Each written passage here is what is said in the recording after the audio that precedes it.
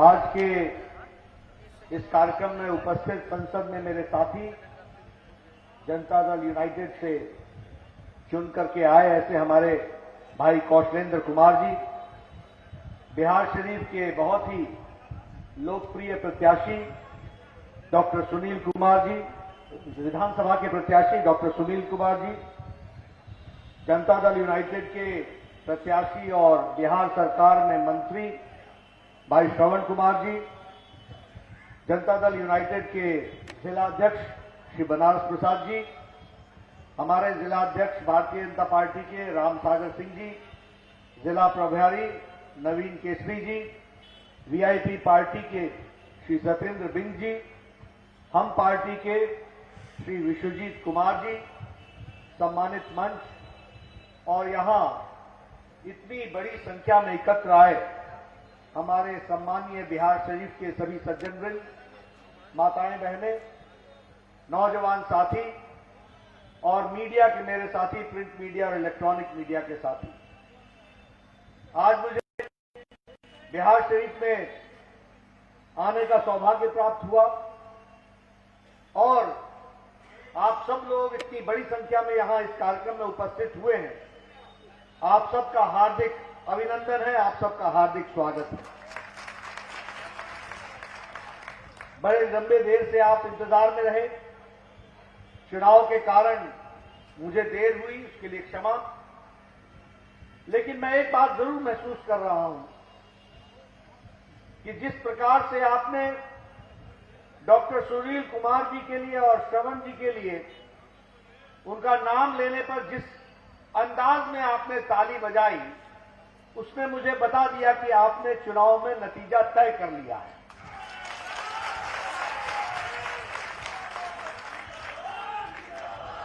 इसलिए मैं इनके लिए तो आपसे निवेदन कर रहा हूं,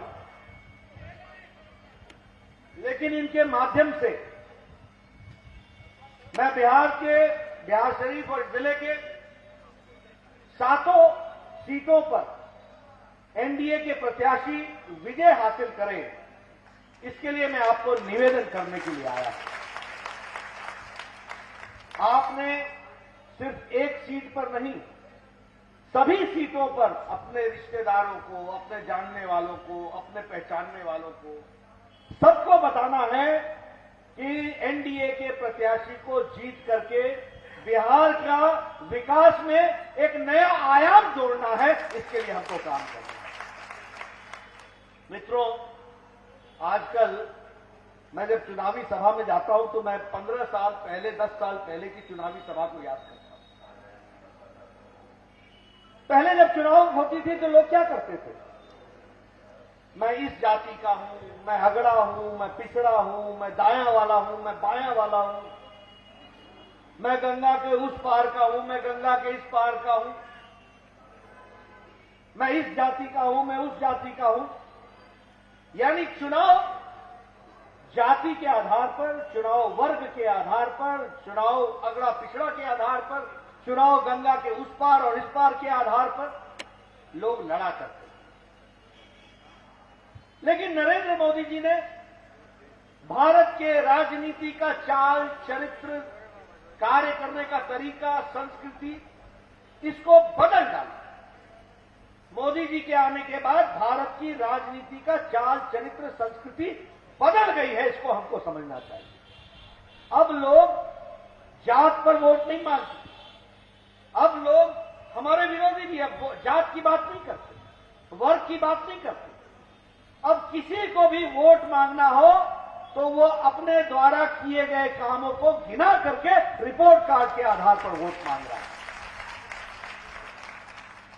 और जब हम रिपोर्ट कार्ड की बात कहते हैं तो हमारे विरोधी कहते थे, जब मोदी जी ने कहा कि 1,25,000 करोड़ रुपए 2015 में हम बिहार को देंगे, बोला था कि नहीं बोला था? बोला था ना? तो उस समय क्या बोलते थे ये राजद वाले? ये तो जुमला है, जुमला, कुछ नहीं होगा।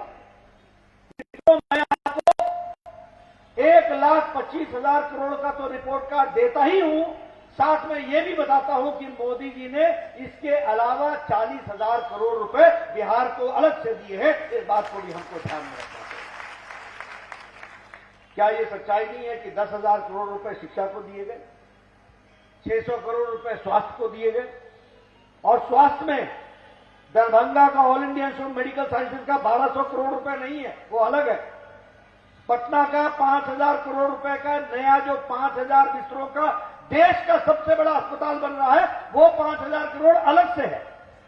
उसी तरीके से 7 सुपर स्पेशलिटी ब्लॉक दिए हैं, ये अलग से है।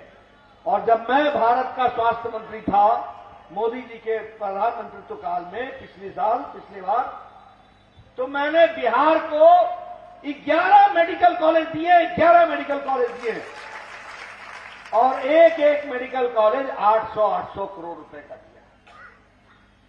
54,000 करोड़ रुपए का हाईवे, नेशनल हाईवे, ये NH-84, NH-71, ये जितने आप नेशनल हाईवे देख रहे हैं, पहले मैं जब बचपन में पटना से निकलता था और रांची जाता था, तो यही बख्तियारपुर और बिहार शरीफ क्रॉस करते करते सुबह का चला होता था तो दोपहर हो जाती थी, हजारीबाग पहुंचते पहुंचते तक शाम हो जाती थी।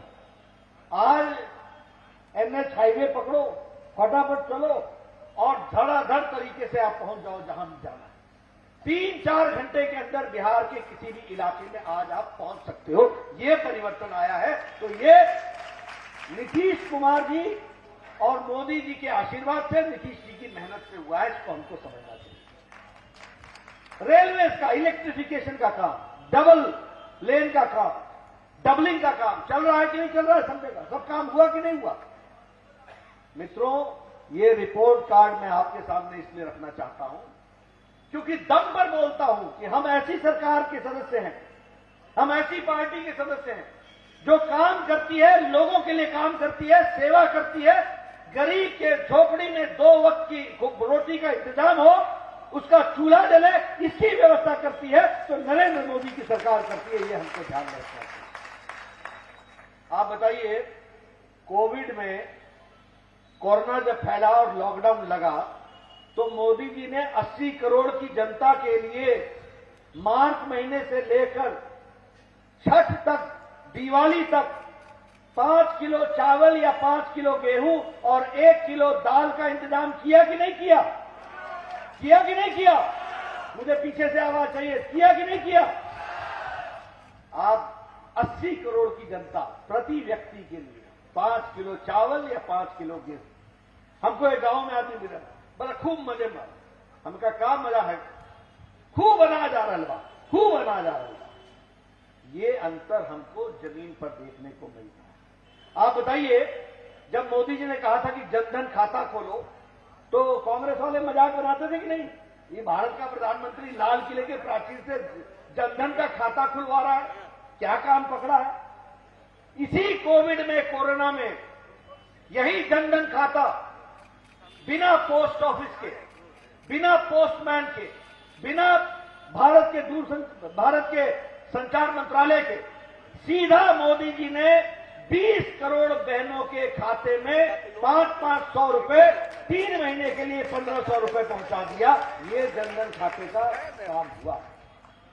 आप बताइए, 6-8 करोड़ 55 लाख किसानों के खाते में प्रधानमंत्री किसान सम्मान निधि का 2 किस्त पहुंचा कि नहीं पहुंचा? सीधा पहुंचा कि नहीं? खाते में गया कि नहीं? यही राजीव गांधी बोलते थे कि मैं 1 रुपया भेजता हूं तो 85 पैसे रास्ते में गायब हो जाते थे। आज मोदी जी ने डिजिटल इंडिया में 8 करोड़ 56 लाख किसानों के खाते में 2-2 हजार करके 6,000 रुपए पहुंचा दिया है। 92,000 करोड़ रुपए खर्च किया है। इस बात को समझना चाहिए, इसको ध्यान में लेना चाहिए। आप बताइए, 8 करोड़ बहनों को 3 महीने का मुफ्त सिलेंडर दिया कि नहीं दिया? उनके चूल्हा जलने का इंतजाम किया कि नहीं किया? 1,000 रुपए दिव्यांग के लिए, बुजुर्गों के लिए, माताओं के लिए, विधवा बहनों के लिए उनके खाते में 3,000 पहुंचाए कि नहीं पहुंचाए? मित्रों, ये है गरीबों की चिंता करने का इंतजाम, यह है गरीबों को याद करने का तरीका, और ये मोदी जी का तरीका है, इसको हमको ध्यान में रखना चाहिए। उसी तरीके से प्रधानमंत्री गरीब कल्याण रोजगार योजना, जो लोग बेचारे बाहर से आए, अगर वो यहां रोजगार चाहते हैं तो उनको भी रोजगार देने की व्यवस्था करना, और नालंदा जिला भी इसमें आता है जहां ये रोजगार की व्यवस्था की गई है, इसको भी हमको ध्यान में रखना चाहिए। आत्मनिर्भर भारत, मित्रों, मैं आपको बड़े स्पष्ट शब्दों में बताना चाहता हूं, हमें ध्यान रखना चाहिए। आत्मनिर्भर भारत के माध्यम से आत्मनिर्भर बिहार होगा, और बिहार में रोजगार के अवसर पैदा करना यह सरकार की जिम्मेवारी है। 19 लाख लोगों के रोजगार की व्यवस्था करने के लिए, अवसर पैदा करने की काम करेगा, तो वो बिहार की नीतीश कुमार की सरकार करेगी। यह हमको ध्यान में रखना चाहिए, इसके लिए हमको सोचना चाहिए। उसी तरीके से हमारे आत्मनिर्भर बिहार में जो हमारा लोकल प्रोडक्ट है, वो लोकल प्रोडक्ट की वर्ल्ड ब्रांडिंग कैसे हो सकती है, उसकी चिंता करने की बात है। मित्रों, किसान के लिए 1 लाख करोड़ रुपए खर्च होना है, 1 लाख। ये फार्मर्स प्रोड्यूसर्स ऑर्गेनाइजेशन की तरफ से खर्च होगा। मेरा आप सबसे निवेदन है, आप सब लोग फार्मर्स प्रोड्यूसर्स ऑर्गेनाइजेशन से जुड़िए, उसको बनाइए, और आपके खेत खलियान में क्या चाहिए, जो कहेंगे, जो आप तय करेंगे, यहां का अफसर तय नहीं करेगा, नेता तय नहीं करेगा, किसान तय करेगा कि उसको कोल्ड स्टोरेज चाहिए, वैल्यू एडिशन चाहिए, कोई फैक्ट्री चाहिए, जिससे किसान का उत्पाद का लागत बढ़ सके, उसकी व्यवस्था के लिए योजना आप दोगे, सरकार पैसा देगी, मोदी जी पैसा देंगे, आप धरती पर उसको बना करके दोगे। इस तरीके का विकास की योजना करेंगे। इसीलिए मित्रों, मैं बड़े गौरव के साथ ये कह सकता हूं कि विकास की कहानी जब आती है तो वो एनडीए के द्वारा और मोदी जी के द्वारा और नीतीश कुमार जी के द्वारा आती है, इसको हमको समझना चाहिए। बहुत से स्कीम्स लिए, 8 करोड़ बहनों को उज्ज्वला में, उनको योजना में उनको जोड़ा गया। अब ये उज्ज्वला में गैस का कनेक्शन सिर्फ गैस का कनेक्शन नहीं है, इससे बहुत दूरगामी प्रभाव पड़ रहा है। क्या प्रभाव पड़ रहा है कि जो बहन गोईठा जलाती थी, जो बहन लकड़ी का चूल्हा जलाती थी, वो सुबह से लेकर दोपहर तक 200 सिगरेट का धुआं अपने छाती पर, अपने फेफड़े में ले लेती थी, 200 सिगरेट का धुआं। आज गैस का कनेक्शन आने के कारण उनके फेफड़ों की बीमारी में कमी आई है, और उनको जीने की पूरी आजादी मिली है। इस बात को हमको समझना चाहिए, ये अंतर आया है। उसी तरीके से अगर हम बात करें इज्जत घर की, स्वच्छ भारत अभियान की, आपको याद होगा कि हमारी माताएं बहनें गांव में जो रहती थी, क्या वो सुबह सुबह और शाम को हाईवे पर या रोड पर नहीं आना पड़ता था दैनिक नित्य कर्म करने के लिए? आपको याद है ना, आपने देखा हो, उस समय हमारी बहनें झुंड के झुंड बेचारों को सड़क पर आना पड़ता था अपने दैनिक नित्य कर्म के लिए। ये सच्चाई है कि नहीं है? ये सच्चाई है कि नहीं है? आज मोदी जी ने 33 करोड़ ये शौचालय इज्जत घर बनाए, और बिहार को भी 1 करोड़ 26 लाख इज्जत घर बनाकर महिलाओं को इज्जत दी है, ताकि वो घर में पूरे अपने ढंग से दैनिक नित्य कर्म भी कर सके और इज्जत से रह सके। यह व्यवस्था की गई। उजाला योजना, 18,000 गांव बगैर बिजली के थे। इन 18,000 गांवों को बिजली देने का काम किया तो नरेंद्र मोदी जी ने किया। सौभाग्य योजना, 22 करोड़ घरों को बिजली दी गई है, और 1.5 करोड़ लोग बिहार के हैं जिनको उनके घर तक बिजली पहुंचाई गई, इसकी व्यवस्था की गई है। यह हम आपको बताना चाहते हैं। मित्रों, जब घर में बिजली लगाना होता था, आपको मालूम, मुझे मालूम नहीं कि आपको कितना याद है, लेकिन मुझे याद है, जब हम इंजीनियर के पास जाते थे और बोलते थे कि मेरे घर को कनेक्शन दे दो, तो क्या बोलता था इंजीनियर? तार है ना? बोले तार खरीद के लाओ। हम बोलते थे कि गरीब आदमी बोलता था कि तार नहीं है। अच्छा चलो, आधा तुम खरीदो, आधा सरकार से देंगे। और क्या बोलता था कि खंबा गांव वालों को बोलो कि आकर के ले जाएं, यानी ढो करके ले जाएं खंबा, और तब बिजली वाला एहसान मानता था कि मैंने तेरे घर को बिजली दी। ऐसा होता था कि नहीं होता था? आज सौभाग्य योजना के तहत मोदी जी ने कहा है कि ये सरकार की जिम्मेवारी होगी कि गरीब के घर में बिजली पहुंचे और तार भी देंगे, खंभा भी देंगे, कनेक्शन भी देंगे, उसको बिजली पहुंचाएंगे और मुफ्त करके देंगे। ये काम नहीं होता। 1,20,00,000 लोगों को बिजली इस तरीके से बिहार में दी गई। इस बात को भी हमको ध्यान में रखना चाहिए। उसी तरीके से आयुष्मान भारत, मित्रों 12,70,00,000 परिवार जो गरीब है, यानी 55 करोड़ लोग। कौन है ये? रेडी वाला, टेढ़ी वाला, रिक्शा वाला, ठेले वाला, ऑटो वाला, जो बिल्कुल गरीब है। रैग पिकर, नाम लिखा हुआ है रैग पिकर, यानी जो कूड़े से प्लास्टिक उठाता है वो व्यक्ति, जो कचरा उठाता है वो व्यक्ति, जो गटर पे उतर करके वहां सफाई करता है वो व्यक्ति। ऐसे लोगों को मोदी जी ने गंभीर बीमारी से बचाने के लिए सालाना 5 लाख रुपए का इलाज की व्यवस्था की है और उसमें आयुष्मान भारत के तहत किया है। 1.25 करोड़ की जनता ने इसका लाभ उठा लिया है। 15,500 करोड़ रुपए मोदी जी ने खर्च किए हैं और गंभीर बीमारी से लोगों को बचाने का काम हुआ है आयुष्मान भारत के तहत। ये हमको ध्यान में रखना चाहिए।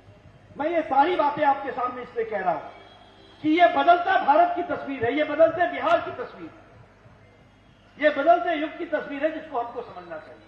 आप बताइए, आप सब लोग एक नारा लगाते थे कि नहीं, एक देश में 2 निशान, 2 विधान, 2 संविधान नहीं चलेंगे?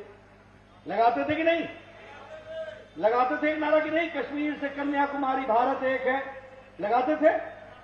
लेकिन धारा 370 के तहत जम्मू कश्मीर में अलग झंडा, जम्मू कश्मीर में अलग संविधान और जम्मू कश्मीर में पहले प्रधानमंत्री बोला करते थे।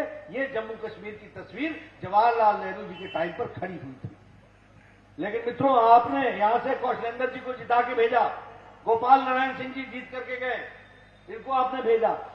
जब मोदी जी के पास 303 एमपी हुए तो इसी उंगली से, जिससे आपने कमल पर निशान लगाया था, जिससे आपने तीर पर निशान लगाया था, उसी उंगली से इन लोगों ने 6 तारीख को, 6 अगस्त को पार्लियामेंट में वो बटन दबा करके धारा 370 को धाराशाही कर दिया। एक देश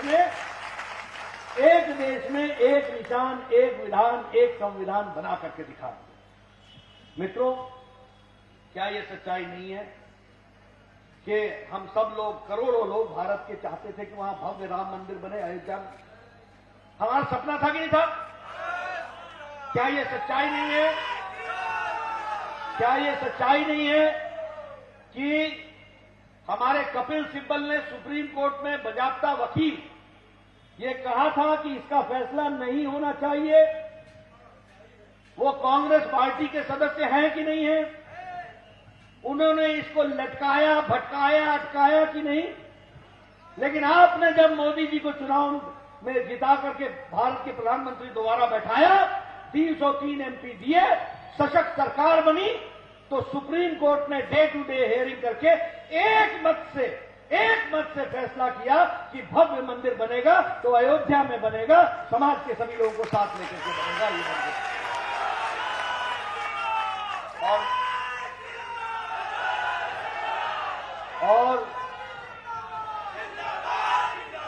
और मोदी जी ने उसका शिलान्यास किया। मोदी जी ने उसका शिलान्यास किया और शिलान्यास करके उसको मुख्य धारा में भव्य मंदिर बनेगा, इसकी तैयारी की है। इसको हमको ध्यान में रखना चाहिए कि वहां भव्य राम मंदिर बनेगा। आप बताइए कि सुप्रीम कोर्ट ने कहा था कि नहीं कहा था कि 3 तलाक समाप्त होना चाहिए? कहा था कि नहीं कहा था? 3 तलाक कहा था कि नहीं कहा था कि समाप्त होना चाहिए? ये मुस्लिम महिलाओं के साथ अन्याय आजाद भारत हो रहा था। और एक बात जान लीजिए, पाकिस्तान इस्लामिक देश है, मुसलमान देश है, वहां ट्रिपल तलाक नहीं है। बांग्लादेश इस्लामिक देश है, वहां ट्रिपल तलाक नहीं है। सीरिया इस्लामिक देश है, वहां ट्रिपल तलाक नहीं है। ईरान इस्लामिक देश है, वहां ट्रिपल तलाक नहीं है। मलेशिया बहुतायत मुस्लिम है, वहां ट्रिपल तलाक नहीं है। इंडोनेशिया बहुतायत मुस्लिम है, वहां ट्रिपल तलाक नहीं है। लेकिन हमारे भारत में 21वीं शताब्दी में भी बहनों को प्रताड़ना सहनी पड़ती थी और 3 तलाक मौजूद था। सुप्रीम कोर्ट ने कहा था कि इसको हटाओ, कानून से हटाओ। मोदी जी ने राजनीतिक इच्छा शक्ति दिखाई और मुस्लिम बहनों को 3 तलाक से आजाद कर दिया और मुख्य धारा में शामिल किया। ये हमको ध्यान में रखना चाहिए। इसलिए मित्रों, जब हम इन सारी बातों पर करते हैं तो इसके साथ साथ मैं आपको यह भी बताना चाहता हूं कि मोदी जी ने चाहे जमीन हो, थल हो, चाहे नभ हो, आकाश हो, चाहे समुद्र हो, भारत के बॉर्डर्स को सुरक्षित करने का काम किया है तो नरेंद्र मोदी जी ने किया है। इस बात को हमको ध्यान में रखना चाहिए। अरुणाचल प्रदेश से लेकर गलवान तक पिछले 6 साल में 4700 किलोमीटर की डबल लेन, ट्रिपल लेन, 4 लेन वाली सड़क 12 महीने चलने वाली बॉर्डर तक पहुंचा दी है। इस बात को हमको ध्यान में रखना चाहिए। ये काम हुआ है। 14,000 मीटर की पुल बने, 14,000 मीटर के, और ऐसे पुल बने हैं जो हर वेदर में वहां पर कोई भी अब भारत की आर्मी रसद को वहां पर एक दिन के अंदर पहुंचा सकती है। यह व्यवस्था की गई है। इसको ध्यान में रखना चाहिए। यह मजबूती प्रधानमंत्री जी ने भारत को दी है। अभी पिछले महीने अटल टनल का उद्घाटन किया गया। 9 किलोमीटर की टनल है ये, और लेह के रास्ते में 40 किलोमीटर कम होता है, 4 घंटे का सफर बचता है। आप सोचो, पहाड़ में 40 किलोमीटर का मतलब 4 घंटा होता है। 4 घंटे का सफर बचता है। मनाली से चलोगे तो शाम तक ले पहुंच जाओगे। ये व्यवस्था की है ताकि हमारी बॉर्डर सिक्योर रह सके। यह व्यवस्था को आगे बढ़ाया है। इसलिए मित्रों, मैं आपको ये बताना चाहता हूं कि बिहार नीतीश कुमार जी के नेतृत्व में आगे बढ़ेगा।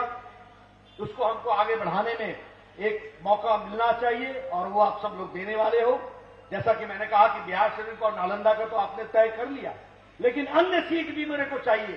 सारे एनडीए के कैंडिडेट जीतने चाहिए। इसकी व्यवस्था करनी चाहिए। गांव-गांव में ये संदेश पहुंचाओ, ये मैं बताना चाहता हूं। मित्रों, बहुत से लोग नए होंगे, शायद नहीं जानते होंगे, लेकिन बिहार को मैं बहुत अच्छे से जानता हूं। मैंने वो भी दिन देखे हैं जब डाकबंगला चौराहे पर 5 बजे के बाद निकलना मुश्किल होता था कि नहीं? मैं सही बोल रहा हूं कि नहीं? क्या यह सही नहीं था कि डॉक्टर उठा लिए जाते थे? क्या यह सही नहीं है कि अपहरण एक यहां पर उद्योग बन गया था? क्या यह सही नहीं है कि लालू जी जब चीफ मिनिस्टर थे तो गोपालगंज का दलित डीएम, डिस्ट्रिक्ट मजिस्ट्रेट, दलित कृष्णैया उसका नाम था, उसको गाड़ी से खींच के उसकी जान ले ली गई थी? क्या यह सच्चाई नहीं है कि आज का डीजीपी बिहार का, इसको शहाबुद्दीन ने गोली मारी थी और दंडनाता रहा, और शहाबुद्दीन वो जिसने 2 भाइयों को तेजाब में डाल दिया था और तीसरा भाई जो गवाह था उसको मार दिया था और वो दंडना रहा था। इनको जेल के अंदर डालने का काम किया तो सुशासन का काम नीतीश कुमार ने किया है। ये हमको ध्यान में रखना चाहिए। इसलिए ये जनता दल, ये राष्ट्रीय जनता दल आरजेडी, जिसके स्वभाव नहीं अराजकता, एक बार भी कभी माफी मांगी इन्होंने? कभी कहा कि हमने बिहार की जनता से गलती की है, माफ कर दो?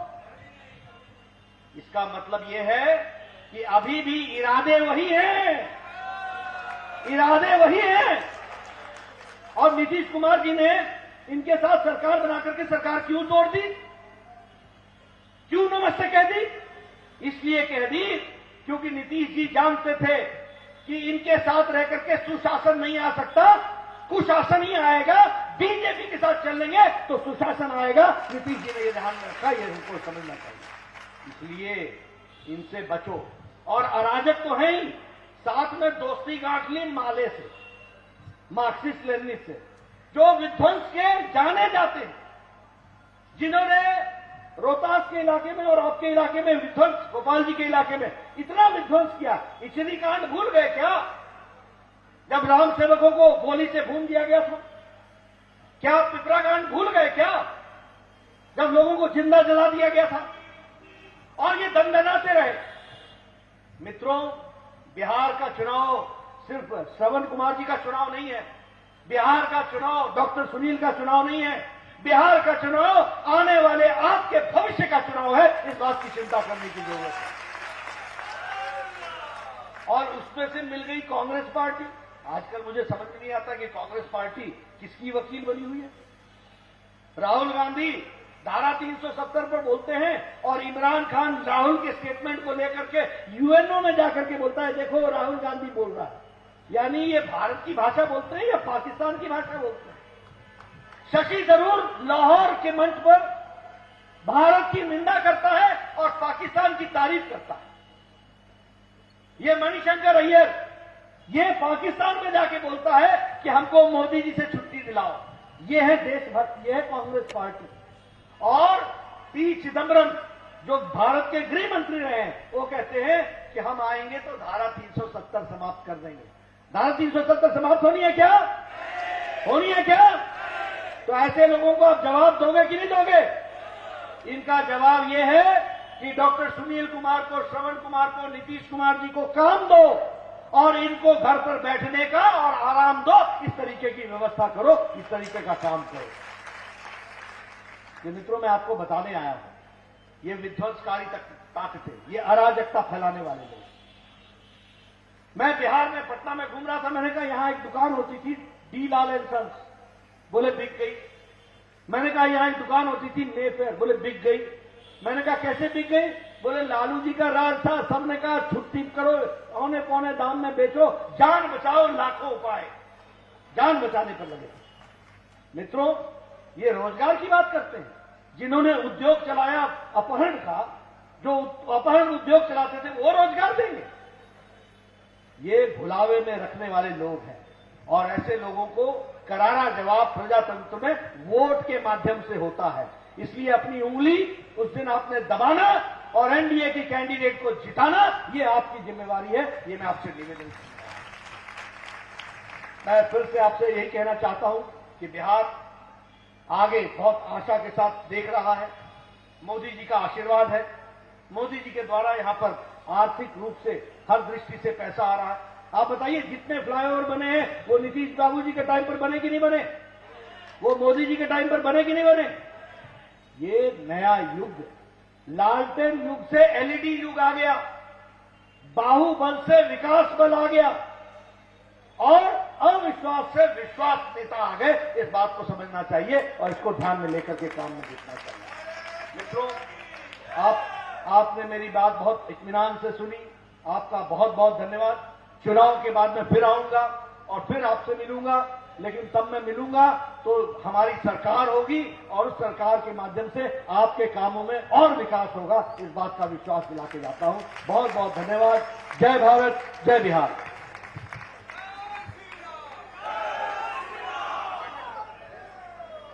एक मिनट सभी बैठे रहे से आगे आए और धन्यवाद ज्ञापन करें। जनार्दन बाबू, मैं अपनी बात 2 मिनट में खत्म करूंगा। अध्यक्ष महोदय